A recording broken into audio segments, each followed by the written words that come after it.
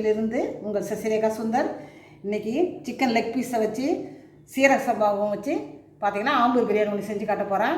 அதுக்கு என்னென்ன பொருள்லாம் வச்சுருக்கேன்னு பார்க்கலாம் வாங்க.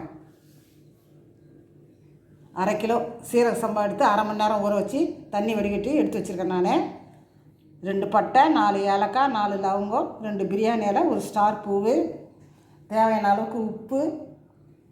இது பார்த்திங்கனாக்கா 200 கிராம் வெங்காயம் கட் பண்ணி வச்சுருக்கேன். தக்காளியும் 200 கிராம் கட் பண்ணி வச்சுருக்கேன்.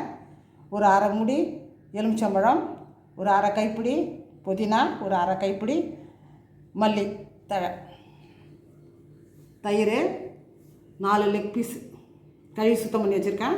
இன்றைக்கி பார்த்திங்கன்னா லெக் பீஸை வச்சு தான் நான் செய்ய போகிறேன். ஏன்னா எங்கள் பேர பிள்ளைங்களாம் வந்து லெக் பீஸை மட்டும் வச்சு பிரியாணி செஞ்சு கொடுங்கன்னு சொல்லியிருக்காங்க. அதனால் நான் பீஸ்லாம் போடாமல் லெக் பீஸை வச்சா இன்றைக்கி நான் பிரியாணி செஞ்சு காட்டுறேன். இந்த புதினா வந்து கடைசியாக நம்ம இறக்கும்போது போடுறதுக்கு. இது பார்த்திங்கனாக்கா காஞ்ச மிளகா பேஸ்ட்டு. இந்த 1/2 கிலோவுக்கு பார்த்திங்கன்னா நான் 10 காஞ்ச மிளகா எடுத்து 1/2 மணி நேரம் ஊற வச்சு பேஸ்ட் எடுத்து வச்சுருக்கேன்.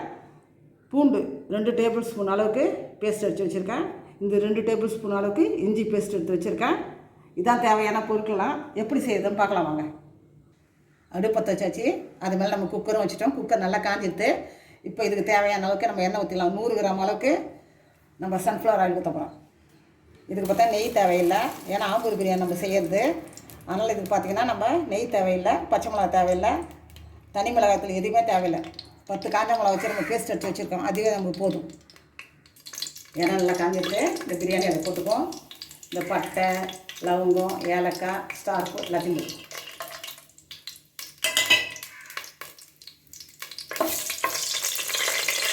எல்லாம் நல்லா கொண்டுட்டு இப்போ நம்ம வெங்காயத்தை போடுறோம்.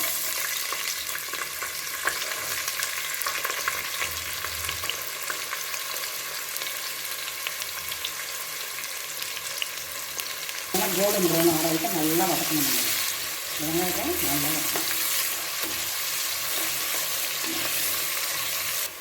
வெங்காயம் நல்லா சேர்ந்துச்சு. இப்போ நம்ம பூண்டு பேஸ்ட் போடுறோம். ஃபஸ்ட்டு வந்து பூண்டு பேஸ்ட்டை போட்டு தான் நல்லா வதக்கிட்டு அதுக்கப்புறம் இஞ்சி பேஸ்ட்டும் போடணும். நம்ம அதுக்கப்புறம் நம்ம மிளகா அரைச்சிச்சோம்ல அந்த பேஸ்ட்டு போடணும்.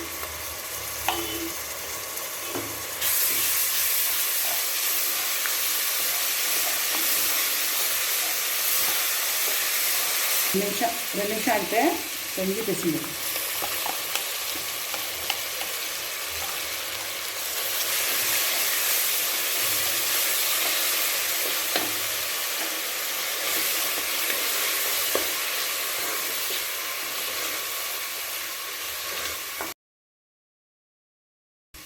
பூண்டு, இஞ்சி இதெல்லாம் நல்லா வதக்கியாச்சு.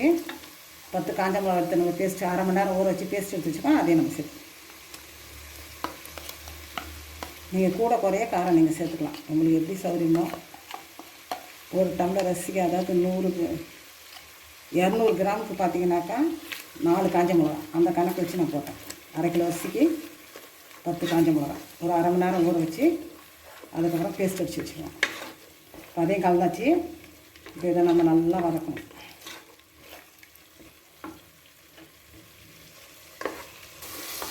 நல்லா பேஸ்ட் நல்லா வதங்கிடுச்சு. இப்போ பார்த்திங்கனாக்கா நம்ம இந்த புதினா, கொத்தமல்லி இதையும் சேர்த்து நல்லா வதக்கணும்.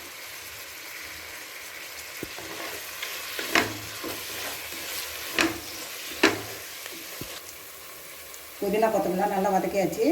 இப்போ நம்ம கட் பண்ணி வச்சுக்கிற தக்காளி சேர்த்துக்கோம். இது பார்த்திங்கன்னா 200 கிராம் அளவுக்கு தக்காளி நம்ம கட் பண்ணி வச்சுருக்கோம். அதே இது கூட சேர்த்து நல்லா வதக்கணும். தக்காளி நல்லா வதக்கியாச்சு. இப்போ நம்ம சிக்கன் போட்டு வதக்கோம்.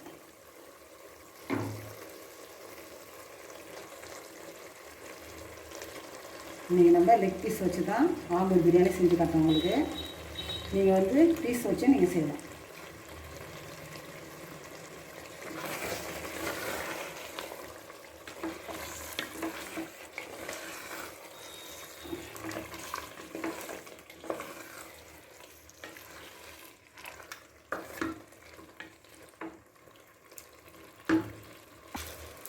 இப்போ ஒரு பாதி உப்பு சேர்த்துக்குவோம். நம்ம அரிசிலாம் சேர்த்துட்டு அதுக்கப்புறம் தண்ணி விடணும்.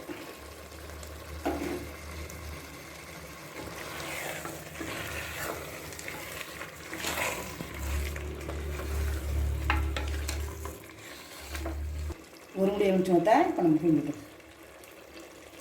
சிக்கன் போட்ட பிறகு தான் நம்ம எலுமிச்சம்பழம் முடியை புரிஞ்சணும். ஒரு முடி போதும்.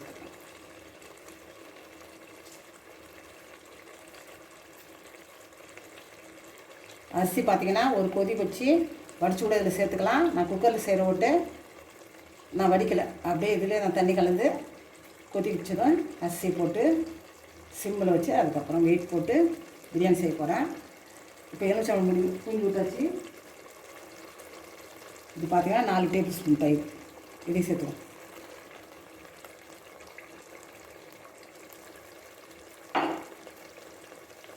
நல்லா கலக்கணும், அடி பிடிக்காமல் நல்லா கலக்கணும்.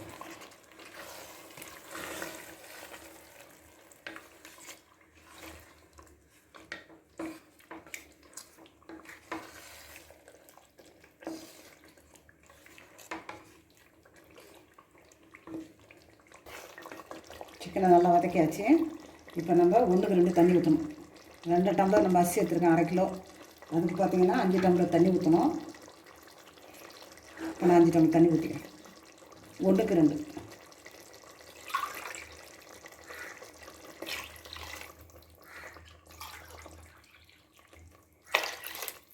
இப்போ நம்ம மூடி போட்டு நல்லா கொதி வந்தது தான் நம்ம அரிசி போடணும்.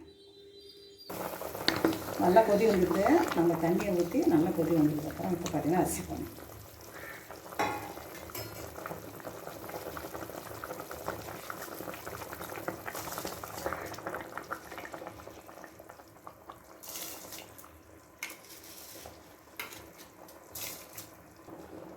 இந்த நம்ம பாதி உப்பு போட்டிருந்தோம், நம்ம மீதி உப்பும் போட்டுக்குவோம். உப்பு சரியாக தான் பார்த்துக்கணும், ஒரு கல் தூக்கலாக இருக்கணும். இப்போ பார்த்திங்கனாக்கா நல்லா ஒரு கிண்டிட்டு மூடி போட்டு ஸ்லோவில் வச்சு பார்த்திங்கன்னா 20 நிமிஷம் கழிச்சு தான் நம்ம வந்து வெயிட்டு போட்டு இது. இப்போ வெயிட்டு போடக்கூடாது. இப்போ பார்த்திங்கனாக்கா இப்போ எல்லாம் சரியான பதத்தில் இருக்குது. இப்போ பார்த்திங்கன்னா கேஸை ஸ்லோவில் வச்சு நம்ம மூடி போட்டுக்கிறோம்.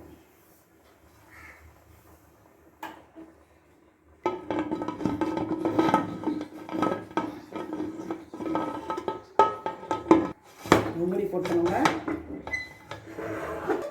வெயிட்டு போடக்கூடாது. கேஸை ஸ்லோவில் வச்சாச்சு. 20 நிமிஷம் வச்சு வந்து வெயிட்டை போட்டு ஆஃப் பண்ணி அப்புறம் 10 நிமிஷம் வச்சு திறந்து பார்க்கணும். அடுத்ததில் இப்போ நம்ம கேஸ் ஆஃப் பண்ணிட்டு வெயிட்டை போட்டுருவோம். ஒரு 10 நிமிஷம் வச்சு திறந்து பார்ப்போம். 10 நிமிஷம் எடுத்து இப்போ நம்ம வெயிட் எடுத்துருவோம்.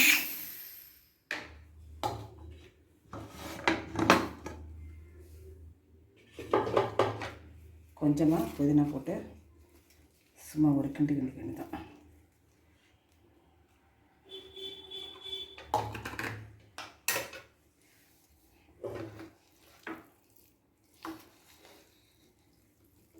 மணக்க ஆம்பூர் பிரியாணி ரெடி ஆகிடுச்சு.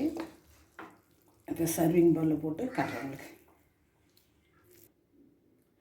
அட்டகாசமான சுவையில் ஆம்பூர் சிக்கன் பிரியாணி ரெடி ஆகிடுச்சு. ரொம்ப ஈஸி டிஷ் தான் இது. ஆனால் சுவை ரொம்ப நல்லாயிருக்கும். அடிக்கடி வீட்டில் செஞ்சு பாருங்கள். செஞ்சு பார்த்துட்டு எனக்கு கமெண்ட்ஸில் சொல்லுங்கள். லைக் பண்ணுங்கள், ஷேர் பண்ணுங்கள், கமெண்ட் பண்ணுங்கள். மறக்காமல் என்னுடைய அன்னைஸ் கிச்சனுக்கு சப்ஸ்கிரைப் பண்ணுங்கள். தேங்க்யூ.